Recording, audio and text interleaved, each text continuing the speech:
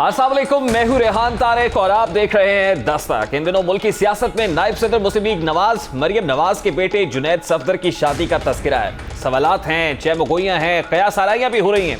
क्या मरियम नवाज बेटे की शादी में शिरकत के लिए लंदन जाएंगी? क्या नायब सदर मुस्लिम लीग नून हुकूमत से कोई अपील करेंगी? क्या मरियम नवाज शादी में शिरकत के लिए अदालत से रुजू करेंगी? जुनैद सफदर की मंगेतर कौन है? दोनों खानदानों के दरमियान ताल्लुकात की नौयत क्या है?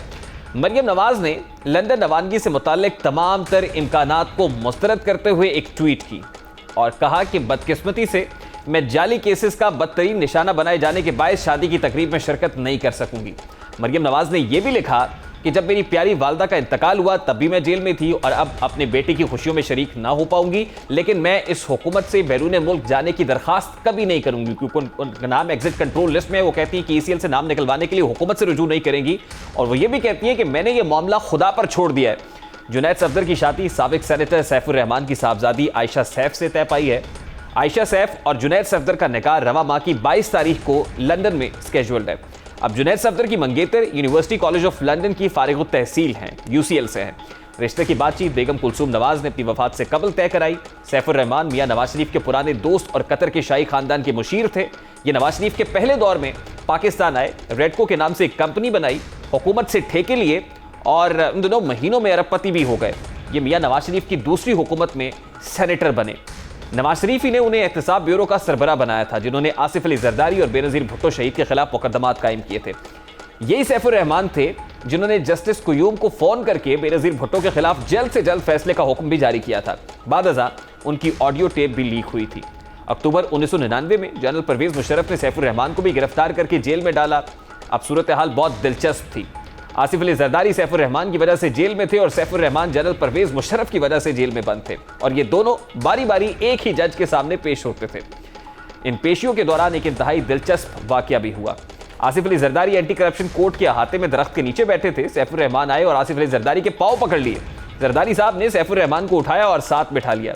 जरदारी साहब ने उनसे कहा कि मैं आपको दिल से माफ करता हूं, मगर मेरे दिल में मरने तक एक तकलीफ बाकी रहेगी। ये सैफुर रहमान ही थे जिन्होंने नवाज शरीफ की बरियत के लिए कतरी खत तैयार करने में अहम किरदार भी अदा किया था। मरियम नवाज और सैफुर रहमान की रिश्तेदारी को सियासी हलकों में इंतहाई अहम समझा जा रहा है। कुछ लोग तो इसको शायद बिजनेस डील से भी ताबीर कर रहे हैं। मरियम नवाज की बेटे की शादी की तकरीब में शिरकत के हवाले से चहमगोइयां हो रही हैं।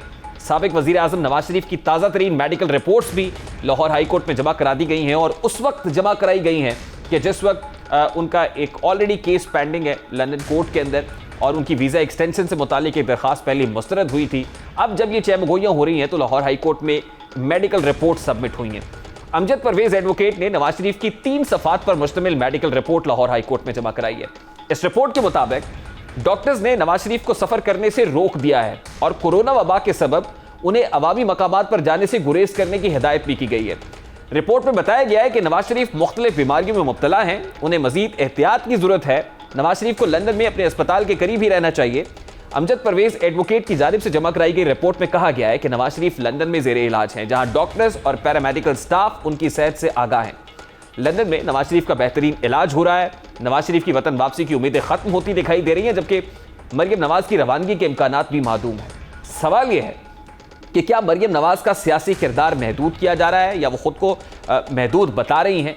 मुस्लिम लीग नून को कॉर्नर्ड किया जा रहा है। सवाल तो ये भी है कि क्या खुशी और गमी के मौके पर पाबंदियां हुकूमत की सियासी इंतकाम की वजह है? हुकूमत नून लीग को इंतकाम का निशाना बना रही है। इस वक्त पाकिस्तान तहरीक इंसाफ की सीनियर रहनुमा अंदलीब अब्बास साहिबा ने हमें ज्वाइन किया है। अस्सलाम वालेकुम अंदलीब साहिबा, बहुत बहुत शुक्रिया आपके वक्त के लिए।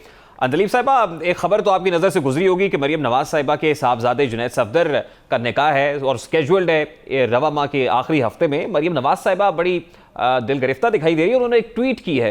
वो कहती है बदकिस्मती से बदतरीन अंदाज में निशाना बनाए जाने, जाली केसेस और एग्जिट कंट्रोल लिस्ट पर नाम मौजूद होने की वजह से मैं बेटे की निकाह की तकरीब में शिरकत नहीं कर सकूंगी। इसमें पॉलिटिकल विक्टिमाइजेशन का एक इंप्रेशन आ रहा है और ऑब्वियसली ये मंसूब है आपकी हुकूमत से। कैसे रिस्पॉन्ड करेंगे? शुक्रिया जी। सबसे पहली बात तो ये है कि अगर उनके बेटे का निकाह है तो डेफिनेटली मुबारक हो उनको इसकी बहुत बहुत। लेकिन बात क्या है? बात तो बड़ी सिंपल है। ये तो बहुत लकी है कि जेल में नहीं है, क्योंकि ये कन्विक्टेड हैं। ये सुप्रीम कोर्ट ने एक फैसला दिया हुआ है इनके ऊपर। आपको याद होगा कि ये तब से शुरू हुई है मिसस्टेट करना, जब इन्होंने बिल्कुल खुल्लम खुल्ला कहा था कि मेरी लंदन में क्या पाकिस्तान में भी कोई प्रॉपर्टी नहीं, और बाद में खुद मानी कि 1 अरब रुपए की प्रॉपर्टी है। उसके बाद वो जो ट्रस्ट डीड थी, वो सब ने देखा कि वो ट्रस्ट डीड जो थी वो जाली थी। ये भी पता चला कि कैलिब्री फॉन्ट में थी और इनका उससे नाम एसोसिएट हुआ, प्रूव हुआ कि जी उस जमाने में तो ये फॉन्ट ही नहीं था जब इन्होंने किया। इनको जब नवाज शरीफ साहब को 63-64 पे स्टैंप लगी थी कि ना बददियानत है और बेईमान है, इनको भी ये स्टैंप लगी थी। दोनों बाप बेटी जो हैं वो कन्विक्टेड हैं। ये इन्होंने बेल पे अपने आप को छुड़वाया।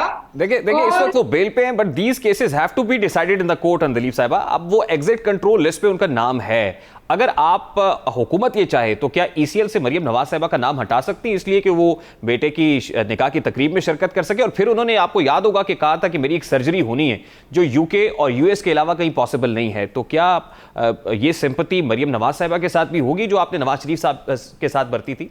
मेरा ख्याल है कि ये पूछना भी एक मज़का खेज है। नहीं, मैं इसलिए पूछ रहा हूं कि मरियम साहिबा ये कहती हैं कि मुझसे तो हाथ जोड़कर कहा जाता है कि आप बाहर चली जाएं, मुझे तो बाहर भेजना चाहती है हुकूमत। तो फिर क्यों नहीं गई?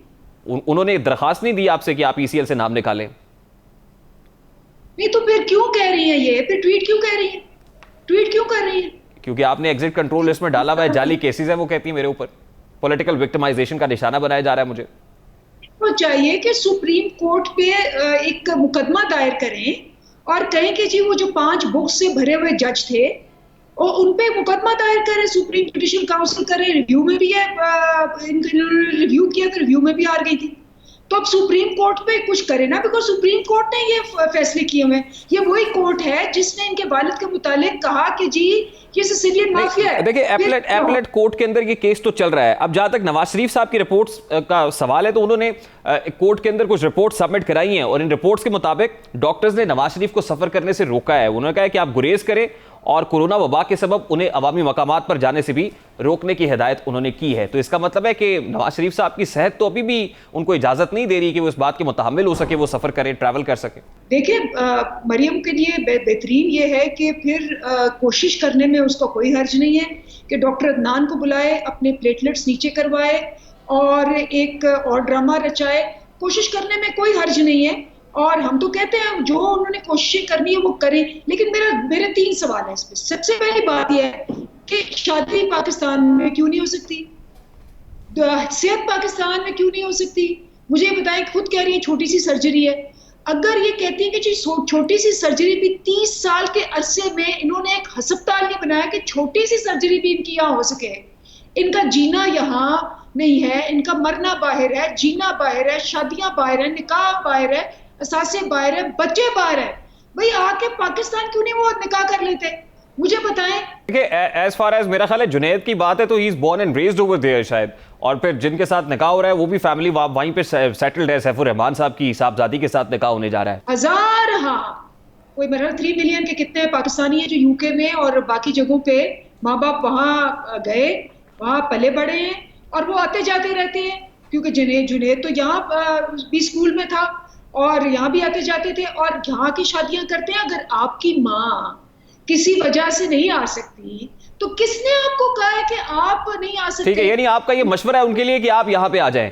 अब जहां तक नवाज शरीफ साहब वाला मामला है, इन रिपोर्ट्स के आने के बाद अंदलीप साहिबा, क्या हुकूमत अभी भी इसरार करेगी कि नवाज शरीफ साहब को वहां से वापस भेजा जाए, या जैसे प्राइम मिनिस्टर साहब ने कहा था कि बोरिस जॉनसन से बात करेंगे कि इनको डिपोर्ट किया जाए, तो क्या इन मेडिकल रिपोर्ट्स को देखते हुए भी आपका इसरार होगा कि मियां साहब को वापस आना चाहिए भी या उनको इलाज मुकम्मल करना चाहिए? देखिए जी, रिपोर्ट्स तो अभी हमारे पास नहीं आई। रिपोर्ट्स का कोई पता नहीं है क्योंकि अगर डॉक्टर अदनान ने कहीं से रिपोर्ट्स बनवाई हैं तो वो तो फिर ऑब्वियसली कुछ और होंगी। बिकॉज आप जितने मर्जी अल्लाह माफी दे, सबको सेध दे, लेकिन आप बैठ के घंटों एक पोलो का मैच नहीं देख सकते अगर आप इस काबिल नहीं। और दूसरी बात यह है जो उन्होंने यूके होम ऑफिस ने कहा है, उन्होंने कहा है कि जी इन्होंने तो इलाज करवाया ही नहीं। और उन्होंने ये भी जब उनको कहा गया कि जी ये कोविड की वजह से, उन्होंने कहा पहले 4 महीने कोविड की वजह से सर्जरीज जो थी वो सिलेक्टिव थी। उसके बाद पूरे 1 साल से सारी सर्जरीज हो रही हैं, सारी सर्जरीज खुली हैं। और अगर ये इनकी हार्ट की सर्जरी है तो हार्ट की सर्जरी तो कभी बंद ही नहीं हुई, तो उन्होंने इसीलिए रिफ्यूज किया है।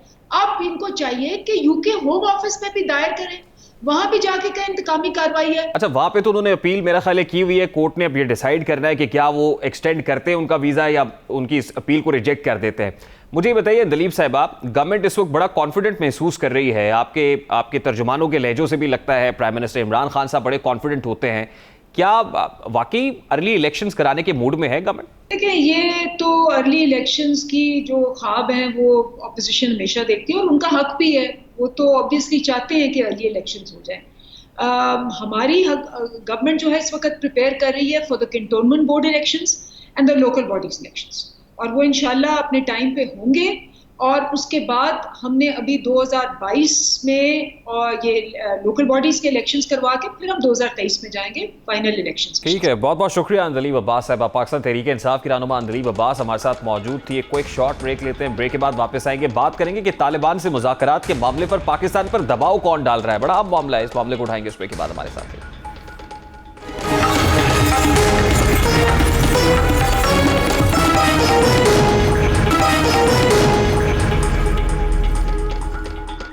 Welcome back. एक ऐसे वक्त में जब तालिबान अफगानिस्तान के 10 सूबाई हेडक्वार्टर्स पर कब्जा हासिल करने के बाद काबुल की जानिब बढ़ रहे हैं, पाकिस्तान ने एक बार फिर अपनी पॉलिसी वाज़ेह कर दी है। साथ ही अफगानिस्तान में खाना जंगी पर अपने खदशात भी दुनिया के सामने रख दिए हैं। वज़ीर आज़म पाकिस्तान इमरान खान ने अफगान मसले पर 3 अहम और बुनियादी तहफ़्फ़ुज़ात बताए हैं। गैर मुल्की मीडिया से गुफ्तगू के दौरान वज़ीर आज़म ने अफ्रीका पर इल्ज़ाम लगाया है कि वो पाकिस्तान को सिर्फ इस गंदगी को साफ करने के तनाजुर में कारआमद समझता है जो 20 साल से जारी लड़ाई के बाद अफगानिस्तान में छोड़ कर जा रहा है। वज़ीर आज़म इमरान खान का कहना है कि अमेरिका ने फैसला कर लिया है कि भारत उसका स्ट्रेटेजिक पार्टनर है, इसलिए पाकिस्तान से मुख्तलिफ सलूक किया जा रहा है। वज़ीर आज़म इमरान खान का कहना था कि मौजूदा हालात में अफगानिस्तान का सियासी हल नजर नहीं आता, क्योंकि तालिबान का कहना है कि जब तक अशरफ गनी अफगानिस्तान रहेंगे वो उनसे बात नहीं करेंगे। वज़ीर आज़म क्या कह रहे थे उसकी एक झलक आपके सामने रखता है। The Taliban, when they were here, they felt that they refused to talk to Ashraf Ghani. So I think that the Americans have decided that India is a strategic partner now. And I think that's why there's a different way of treating Pakistan now. And also they feel that we're very close to China, and then they want to sideline China. So I think in the broader strategic policy of the US, I think that's what is reflected in the way they have dealt with Pakistan. Pakistan is just considered only to be useful in the context of somehow settling this mess which has been left behind after 20 years of trying to find a military solution when there was not one.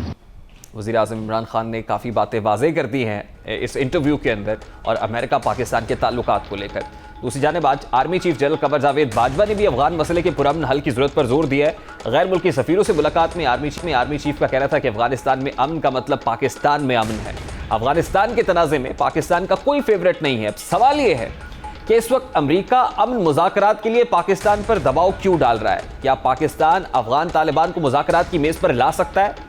America Afghan हुकूमत से मायूस क्यों हो गया है? America की intelligence की नई रिपोर्ट में खदशा जाहिर किया गया है कि काबुल 30 दिन के अंदर सिर्फ 30 रोज में तालिबान के हाथ में जा सकता है। रिपोर्ट में यह भी वाज़ेह किया गया है कि अफगानिस्तान में किसी भी वक्त कुछ भी हो सकता है, यानी एक अनसर्टेनिटी है। साथ ही अमेरिका ने अफगान फोर्सेस के लिए मजीद मदद की पेशकश के इम्कान को मुस्तरद करने से इनकार कर दिया है।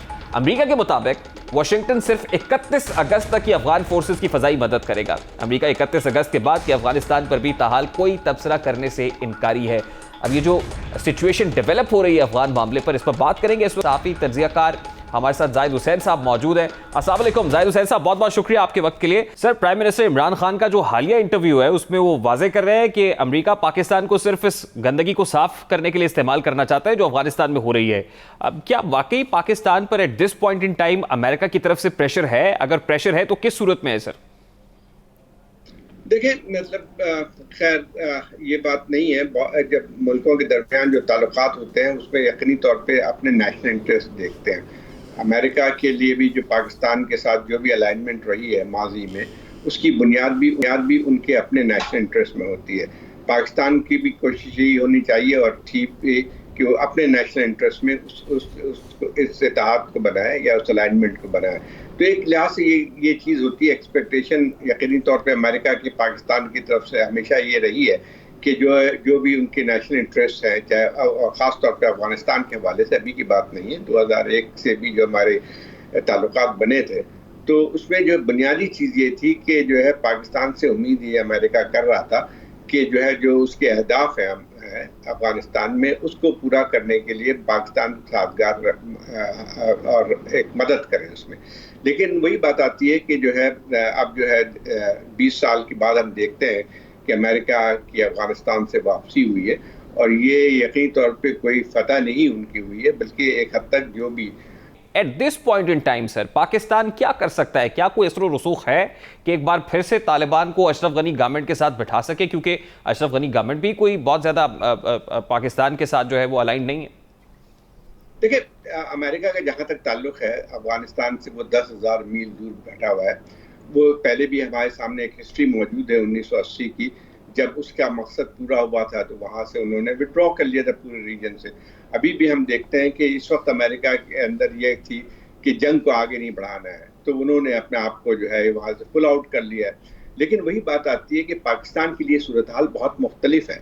पाकिस्तान के लिए ये है कि जो कुछ भी अफगानिस्तान में होगा या होता रहा है, वो जो है हमारे ऊपर बराह रास्त उसका असर पड़ता है। क्या हम वाकई अलाइंड हैं? हम ये चाहते हैं कि तालिबान जिस तरह से पेशकदमी कर रहे हैं ये इसी तरह से इसी पेस से जारी रहे? नहीं, देखिए, आपने जो बात की गुड तालिबान और बैड तालिबान, उसमें उसका मतलब अफगान तालिबान पे नहीं होता है। वो जो हमारी जो ये सोच थी, वो हमारे अपने अंदरूनी मुल्क के अंदर सोच थी कि वो लोग, वो मिलिटेंट ऑर्गेनाइजेशन या मिलिटेंट जो है, जो कि हमारे खिलाफ नहीं खड़ी हो रही थी, लेकिन हमने उनको गुड तालिबान या गुड मिलिटेंट्स का नाम दिया था। उसको हम इस चीज़ को इसके साथ मत मिलाएं जो अफगान तालिबान की सूरत हाल है। अगर अशरफ गनी गवर्नमेंट जैसा नजर आ रहा है वो चली जाती है, ओवरथ्रो की जाती है, कोई रिप्लेसमेंट होती है, तो क्या वो बेस्ट सूटेड होगा पाकिस्तान के लिए? नहीं, देखिए, एक बात तो सही है कि आपने सही बात की है कि जो है by signing an agreement with Taliban, उन्होंने लेजिटिमाइज किया है तालिबान को। एक लिहाज से देखा जाए तो एक फरीक समझा था उन्होंने अफगानिस्तान की वॉर में, अमेरिका ने। तो ये बात हकीकत है। लेकिन आज ये सूरत हाल एक और भी आती है। देखें, इसमें सूरत हाल ये है कि ख्वाहिश पाकिस्तान की भी और दूसरे जो रीजनल कंट्रीज हैं उनकी ये है कि कोई मुज़ाकरात के ज़रिए वहाँ पे कोई पॉलिटिकल सेटलमेंट हो जाए। ये जो है, अगर फ़र्ज़ किए कोई भी एक फरीक, और ख़ासतौर पर अब तो तालिबान की बात आ रही है, तालिबान अगर कब्ज़ा भी कर लेते हैं तो वो जो है उसकी लेजिटिमेसी उस तरह से नहीं बन के आएगी दुनिया भर में। पाकिस्तान के लिए भी मुमकिन नहीं होगा कि एक ऐसी हुकूमत को तस्लीम करे जो कि काबुल पे जो ताकत की जोर से और इंक्लूसिव गवर्नमेंट ना हो। और मेरे ख्याल पाकिस्तान ने इसको वाज़े भी किया है। ना सिर्फ पाकिस्तान ने, पाकिस्तान मेंबर भी है, ये एक लिहाज से जो है ट्राइका प्लस का मेंबर भी है, जिसमें सबसे जोर इसी बात पे दिया जा रहा है। जहाँ तक तालिबान की बात है, देखिए, वहाँ पे एक हकीकत है तालिबान के फोर्सेस की, और उन्होंने काफ़ी इलाकों में कब्जा किया। लेकिन ये कहना, मैं अभी भी इत्तेफाक नहीं करता हूँ कि 30 दिन में हुकूमत काबुल की गिर जाएगी। देखिए, बहुत सारी चीज़ें और भी हैं। इस वक्त तालिबान का ज़्यादातर कब्जा एक कंट्री साइड में है। कुछ उन्होंने शहरों पे कब्जा ज़रूर किया है, लेकिन बड़े शहर अभी तक उनके कब्जे में नहीं आए। ठीक है, बहुत बहुत शुक्रिया जाहिद हुसैन साहब आपके वक्त के लिए। जाहिद हुसैन साहब सीनियर सहाफ़ी तज्ज़ियाकार हमारे साथ मौजूद थे। इस वक्त सलीम साफ़ी साहब सीनियर सहाफ़ी हमारे साथ मौजूद है, उनसे बात करते हैं। अस्सलाम वालेकुम साफ़ी साहब, बहुत बहुत शुक्रिया आपके वक्त के लिए। साफ़ी साहब, सबसे पहले तो ये फरमाइएगा, ये जो टेंशन इस वक्त अमेरिका और पाकिस्तान के माबैन दिखाई दे रही है, प्राइम मिनिस्टर इमरान खान साहब ने अपने रीसेंट इंटरव्यू में भी बहुत कैटेगोरिकल स्टांस अपनाया है और बताया है कि अमेरिका की इंटेंशंस क्या हैं। हमने पहले भी एब्सोल्युटली नॉट से लेकर नेशनल सिक्योरिटी एडवाइजर के स्टेटमेंट से लेकर अब तक, क्या हमारे स्टेटमेंट्स ने ये नौबत पहुंचाई है कि हमारी और अमेरिका के दरमियान जो टेंशन है वो अब इस नौबत पर आन पहुंची है? एक तो मेरे ख्याल में अगर बहुत सारे मसाइल हमारे हल या कम हो सकते हैं अगर प्राइम मिनिस्टर साहब और उनके वज़रा और उनके मुशीर और उनके तर्जमान अपनी ज़ुबानों को बंद रखें, क्योंकि जब अंडरस्टैंडिंग नहीं होती तो फिर उस मसले पे ना बोलना बेहतर होता है। अब कल के इंटरव्यू में भी प्राइम मिनिस्टर ने एक ऐसी बात कह दी है कि जो कि हकीकत के बरक्स है। मसलन उन्होंने फ़ॉरेन मीडिया से वो बात कर रहे हैं, उन्होंने कहा कि तालिबान उस वक़्त तक अशरफ गनी की हुकूमत के साथ बैठने को तैयार नहीं है जब तक अशरफ गनी हट नहीं जाते। अब बैठे तो वो हैं, 6 महीने से बैठे हुए हैं, और जब प्राइम मिनिस्टर ये इंटरव्यू दे रहे थे तो उस वक़्त भी कतर में अशरफ गनी की हुकूमत का डेलीगेशन अब्दुल्ला की क़यादत में और तालिबान आपस में बैठे हुए थे। वो अलग बात है कि तालिबान अमल से ये इशारा दे रहे हैं कि अशरफ गनी के मंजर से हटे बग़ैर डील नहीं हो सकती, लेकिन मुज़ाकरात तो वो कर रहे हैं। और हमारे प्राइम मिनिस्टर ने ये लफ्ज़ इस्तेमाल किया है कि तालिबान मुज़ाकरात के लिए भी तैयार नहीं है। तो मेरे ख़्याल में एक तो संजीदगी के साथ बैठ के और बाकी जो कौम की इज्तिमाई ज़हानत है उसको बरूइकार ला के, और वो तभी हो सकता है कि आप तमाम पॉलिटिकल फोर्सेस को अपने साथ ले, क्योंकि ये कौम के मसले हैं, ये स्टेट के मसले हैं, ये किसी पार्टी के मसले नहीं है। लेकिन यहाँ हुकूमत ने ऐसा एक माहौल बनाया हुआ है कि जिसमें कौम की इज्तिमाई ज़हानत का बरूइकार लाना तो दूर की बात है, हम एक दूसरे से बरसरे पैकार होते हैं और न ख़ुद हुकूमत इन इश्यूज़ की तरफ मुतवज्जे हो रही है, अपनी एक्सपर्टी डेवलप कर रही है, और ना अपोजिशन या किसी और जमात को उस तरफ मुतवज्जे होने दे रही है। यानी इस तरह के स्टेटमेंट्स देने से गुरेज करना चाहिए जिससे मजीद कंफ्यूजन फैले। और ऑब्वियसली जब वो इस तरह का स्टेटमेंट दे रहे हैं तो कोई तालिबान का स्पोक्स पर्सन तो नहीं है कि जो बेहतर तौर पे कैटेगोरिकली कोई लाइन ले सके या स्टांस अपना दे सके। तो साफी साहब, अब जब जहाँ तक अशरफ गनी गवर्नमेंट के जाने की बात है, वैसे आपको क्या दिखाई दे रहा है? उनका वज़ीर दाखिला वहाँ से निकल गया, फिर उसके बाद मिलिट्री चीफ को चेंज किया गया, फिर अगले 90 डेज बड़े क्रूशल करार दिए जा रहे हैं। तो आपको क्या लग रहा है कि काबुल पर कब्जा हो जाएगा तालिबान का, ओवरथ्रो कर देंगे अशरफ गनी को? देखिए रेहान भाई, एक मेरी और आप जैसे लोगों की हैसियत है, हम आम पाकिस्तानी हैं, हम मज़दूर लोग हैं, हमारी कोई हुकूमती और सरकारी हैसियत नहीं है। हम तो जो हक़ाइक़ है उनको सामने लाना और तज्ज़िया करना हमारा काम है। अब जब मैं अपना तज्ज़िया करता हूँ तो मुझे अफ़गानिस्तान में अशरफ गनी की हुकूमत की हैसियत बहुत पतली नज़र आ रही है, और मेरा अपना भी तज्ज़िया बार बार यही है कि इस वक्त अगर तालिबान का रवैया इंतहाई जारहाना है तो अशरफ गनी का रवैया मुसालहाना है।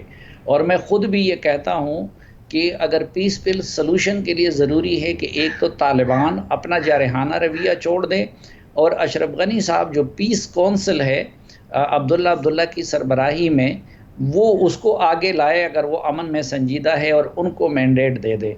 लेकिन ज़ाहिर बात है कि हम इंडिविजुअल हैं। जहाँ तक पाकिस्तानी रियासत का ताल्लुक़ है तो पाकिस्तानी रियासत एक तो अभी अशरफ गनी की हुकूमत को रिकगनाइज़ कर रही है बाकी दुनिया की तरह। दूसरा, पाकिस्तान का ये मौक़िफ़ है और ये हकीकत भी है और ये किरदार भी है कि वो अफ़गानिस्तान के दोनों फ़रीक़ों को मुसालहत पे आमादा कर ले, उनके दरमियान सालिसी कर ले। तो सालिस इंसान तब बन सकता है कि आप किसी फ़रीक़ को नाराज़ ना करें।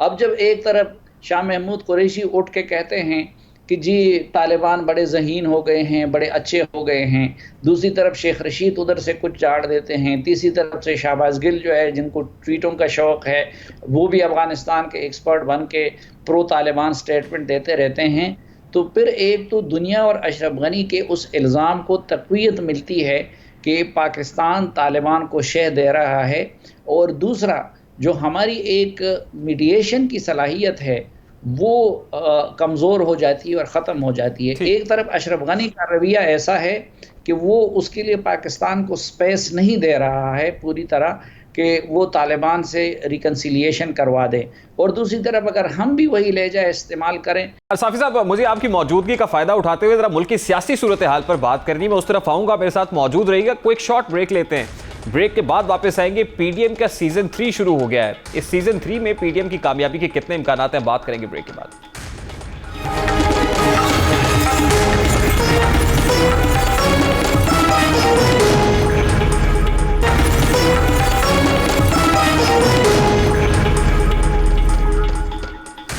Welcome back. सीनियर सहाफ़ी तज्ज़ियाकार सलीम साफ़ी साहब मेरे साथ मौजूद हैं। साफ़ी साहब से मैंने पीडीएम के तीसरे सीज़न पर बात करनी है, लेकिन उम्मीदों, उमंगों, ख्वाहिशात और चाहतों से बनाई गई पाकिस्तान डेमोक्रेटिक मूवमेंट के सीज़न 1 में बुलंदोबाग नारे, दावे हुए, आर पार की बातें की गई और हुकूमत को कुर्सी छोड़ने के लिए तारीखों पर तारीखें दी गई।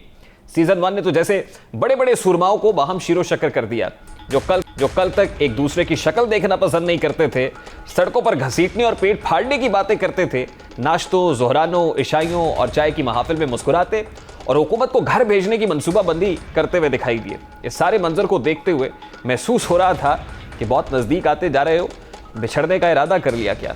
जो वक्त गुजरता गया कुर्बतें बदलती गई, लहजों की मिठास गोया उसमें जहर सा घुल गया, नरम लहजे तल्ख होने लगे। पाकिस्तान डेमोक्रेटिक मूवमेंट सीजन 2 ने तो पीडीएम की हंडिया बीच चौराही ही फोड़ दी, जब अवामी इज्तिमात, भरी महाफिल और टीवी टॉक शोज में एक दूसरे पर तंज के नश्तर बरसाए गए, गोया एक दूसरे को खुलकर एक्सपोज किया गया। सीजन 2 में साथ छोड़ने वाले सीजन 3 में साथ ना मिल सके, आर पार की सियासत, इस्तीफों और तारीखों के नारे खत्म हो गए। सीजन 3 में मैं नहीं मानता का राज है, अब किसी के भी पांव पकड़ने के दावे हैं। सीजन 1 और 2 के मरकजी किरदार यानी मौलाना फजलुर रहमान को भी साइड पर कर दिया गया है। अब सीजन 3 के हीरो ऑपोजिशन लीडर शहबाज शरीफ हैं, जिन्होंने सीजन 3 के आगाज ही में अपने लिए अलग से कुर्सी लगवा ली है। तीनों सीजन्स में क्या कुछ होता रहा है उसकी एक हल्की सी झलक आपके सामने रखते हैं। प्रोड्यूसर, आप दिखाइए सीजन 1, 2, 3 में क्या होने जा रहा है।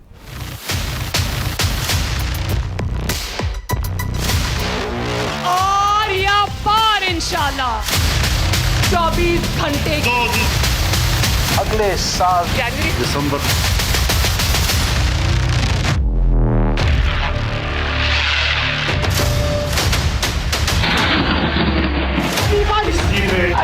अपने अपने इस्तीफे कबूल इनको। इस्तीफे हमारा एटम बम है। पीडीएम में लड़ाई हो गई है। आपने बाप से वोट ले लिए, जरा सा पानी पी ले। भारी सबको होना आता है। मुझे किसी के पास भी जाना पड़े मैं जाऊंगा, उसको घुटने को हाथ लगाऊंगा, आओ पाकिस्तान के लिए काम करें।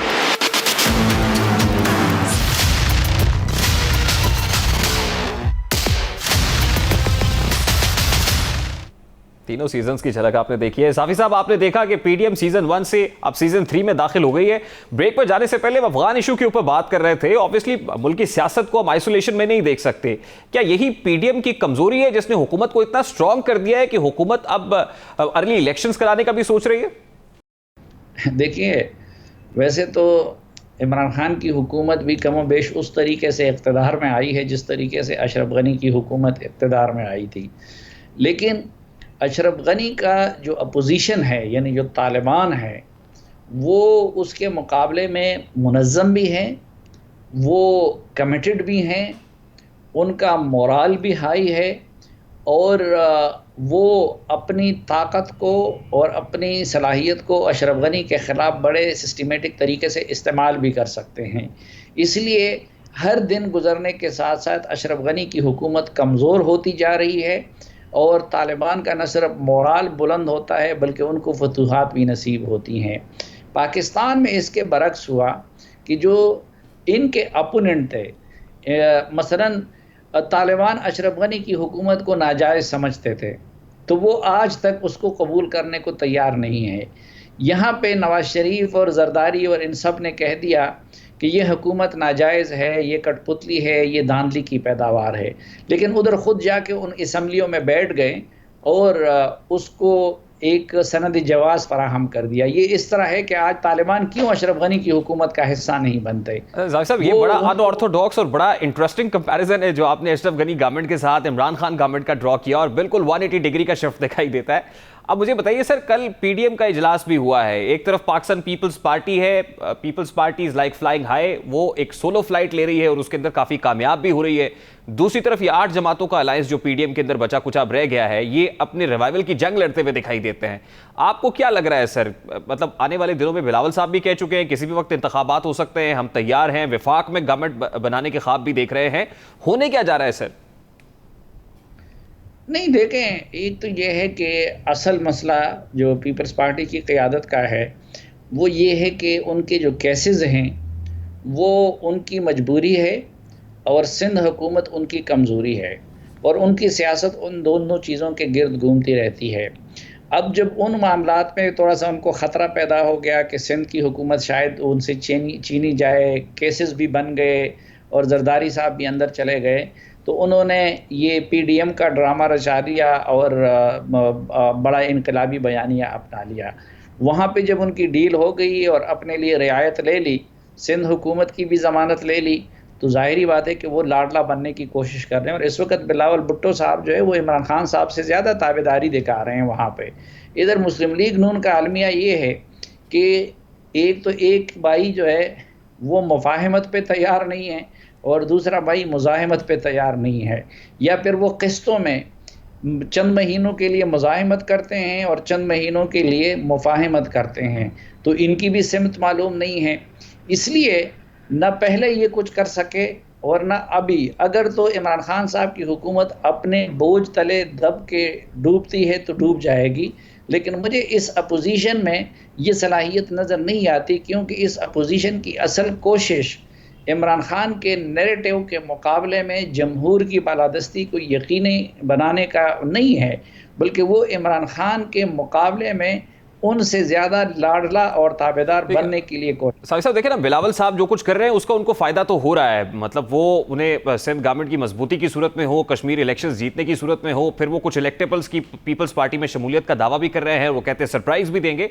लेकिन दूसरी तरफ जैसे आपने कहा, पाकिस्तान मुस्लिम लीग नून की क़यादत बड़ी कन्फ्यूजन का शिकार है। और फिर मरियम नवाज साहिबा ने गुज़श्ता रोज़ एक ट्वीट की अपने बेटे के निकाह से मुताल्लिक, उसमें वो जा नहीं सकती, बेबसी का इजहार कर रही हैं। नवाज शरीफ साहब मेडिकल रिपोर्ट्स देते हैं, वो भी लगता है कि मेडिकली अनफिट है, कि नहीं आ सकते यहां पर और किसी कैंपेन को लीड नहीं कर सकते। तो अगर क़यादत ऐसा कंफ्यूज्ड किस्म का और इतना फ्रस्ट्रेटेड किस्म का नैरेटिव बिल्ड करेगी पब्लिक के सामने, तो क्या पब्लिक इसको एक्सेप्ट करेगी? वो कोई भी जलसा आप कर ले बाहर आके वो कामयाब हो सकेगा? शहबाज साहब उसको लीड कर सकेंगे दोनों की एब्सेंस में? देखें, मेरा अपना तालिब इल्माना जो मुशाहिदा है वो तो हम यही है कि दो कश्तियों पे सवार हमेशा डूबते हैं। और फिर ये है कि मैं ये नहीं कहता कि वो इनकलाबी बयानियाँ अपना लें या फिर शहबाज शरीफ वाला अपना लें, लेकिन ये ज़रूर है कि उनको अब ये दोरंगी छोड़नी होगी। जिस तरह मसलन अब पीपल्स पार्टी ने मुकम्मल मुस्लिम लीग काब बन के ताबेदारी की सियासत शुरू कर ली, तो आप देखें कि जिन फ़ायदों का आपने ज़िक्र किया कि पहले वो सिंध की मुस्लिम लीग काब बन गई, अब बलूचिस्तान की बाप पार्टी बनने जा रही है, उनके जो जिस तरीके से लोगों को उनकी पार्टी में शामिल करवाया जा रहा है। लेकिन मुस्लिम लीग नून का अलमिया ये है कि वो एक तरफ जो है कभी कभी गिरेबान में हाथ डालती है और फिर कभी जो है चंद दिन गुजरे होते हैं कि फिर कदमों की तरफ जो है हाथों को ले जाती है। इसलिए उनको अपनी सलाहियत को, अपनी इस्तेदाद को, अपने सेकंड टियर को देख के यकसुई के साथ एक पॉलिसी अपनानी चाहिए। अगर मुस्लिम लीग नून सिर्फ इनकलाबी बयानिए पे कायम रहती तो भी उसकी बहुत बेहतर पोजीशन होती, बल्कि इसके ये मुल्क के आज ये हालात ना होते। बिल्कुल साफी साहब, मुझे sir one last comment sir, मुकम्मल कर। और अगर शहबाज शरीफ का बयानिया माना जाता तो भी उनको भी फ़ायदा होता और आज मुल्क में ये हालत ना होती, बल्कि शायद कि ये निज़ाम ही इस तरह ना होता। इसलिए और ये कन्फ्यूजन है नवाज शरीफ की सतह पे, ये नवाज शरीफ साहब को दूर करना होगा, क्योंकि वो बात करते हैं मुज़ाहमत की। ठीक है, बहुत बहुत शुक्रिया साफ़ी साहब। सीनियर साफ़ी तज्ज़ियाकार सलीम साफ़ी साहब हमारे साथ मौजूद थे। ऑपोजिशन को दोरंगी छोड़कर यक रंग होने का मशवरा दे रहे हैं। बारकैफ ऑपोजिशन इस पर कितना अमल करती है ये तो वक्त बताएगा। अभी एक ब्रेक लेते हैं, ब्रेक के बाद वापस आएंगे, गुफ्तगू कंटिन्यू करेंगे हमारे साथ।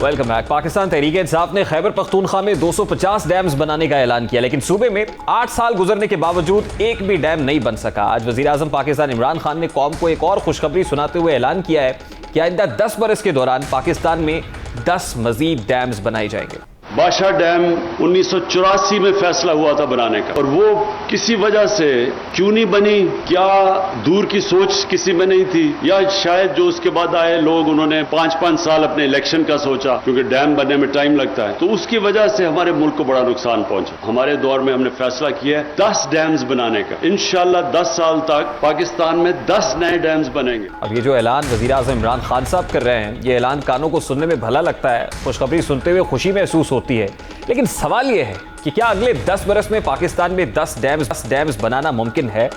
कर्जों में जकड़े मुल्क और माशी तौर पर गैर मुस्तहकम पाकिस्तान में डैम कैसे बनाए जाएंगे? डैम्स के लिए सरमाया आएगा कहां से? साल 2018 में भी डैम्स बनाने का ऐलान किया गया था। कौम से डैम्स बनाने के लिए अपना किरदार अदा करने की अपील की गई थी, 10 जुलाई 2018 को उस वक्त के chief justice supreme court justice Saqib Nisar की निगरानी में डैम फंड कायम किया था। कौम ने दिल खोलकर इस फंड में एहतियात दिए थे। चंद हफ्तों में डैम फंड में 13 अरब रुपए जमा हो गए थे। ऐसा क्यों हुआ था, उसकी वजह भी है। वो साकिब निसार साहब का स्टेटमेंट है, उन्होंने क्या कहा था, जरा उसकी एक झलक आता है। डैम के बनाने में कई दुश्वारियां जो दरपेश आएंगी, उनमें एक दुश्वारी जो है बुनियादी तौर पे वो है सर शफाफियत की। सब दोस्तों ने कहा कि सुप्रीम कोर्ट ने बहुत एहसान किया है, कोई एहसान मंदी की बात है, ये कतन नहीं। ये एक फर्ज था, मैंने सिर्फ अपना फर्ज निभाया है। ये अमानत है मेरी कौम की और इसमें खयानत में अपने जिंदा रहने तक नहीं होने दूंगा। मैं इस अमानत को किसी ऐसे शख्स के हाथ जरूर दे के जाऊंगा जो इस इमानत की हिफाजत कर सके। ये वो ऐलान था जिसके बाद लोगों ने दिल खोलकर डैम फंड में एहतियात दिए। हुकूमत ने डैम से इस फंड के जरिए से डैम का आगाज तो नहीं किया, लेकिन इस फंड में सिर्फ 7,99,358 रुपए रह गए हैं। कौमी असम्बली में इस फंड से सरमायाकारी का इंकशाफ हुआ है। कौमी असम्बली के वक्फा सवालात के दौरान वफाकी वजीर बराए आबी वसाइल मोनस इलाही की तरफ से दिए गए तहरीरी जवाब में कहा गया है कि चीफ जस्टिस ऑफ पाकिस्तान की जानिब से दयामीर भाषा और महमद डैम की तामीर के लिए 10 जुलाई 2018 को फंड कायम किया गया था। सुप्रीम कोर्ट की वेबसाइट से हासिल मालूमात के मुताबिक फंड में कुल 12 अरब 93 करोड़ 40 लाख से ज्यादा रकम जमा हुई है। कौमी असम्बली को बताया गया है कि डैमों की तामीर के लिए जमा की गई रकम से सरमायाकारी कर दी गई है। ट्रेजरी बिल्स पर कुल 12 अरब 93 करोड़ 40 लाख रुपए से ज्यादा की सरमायाकारी की गई है। ट्रेजरी बिल बुनियादी तौर पर हुकूमत का कर्जा होता है। अब वो रकम जो डैम की तामीर के लिए हासिल की गई थी, उससे अगर हुकूमत कर्ज अदा कर देगी या उसे दीगर जगहों पर इन्वेस्ट करेगी, फिर तो सवाल तो उठेगा कि वो हुकूमत जो 10 साल में 10 डैम्स बनाने की बात कर रही है, क्या ये ख्वाब शर्मिंदा ताबीर हो सकेगा या नहीं। बार कैफी एक सवाल है और ये सवाल छोड़े जा रहे हैं। ये तो था आज का 10 तक। आपसे मुलाकात होगी इंशाल्लाह कल। अब तक रखिएगा ख्याल। अल्लाह हाफ़िज़।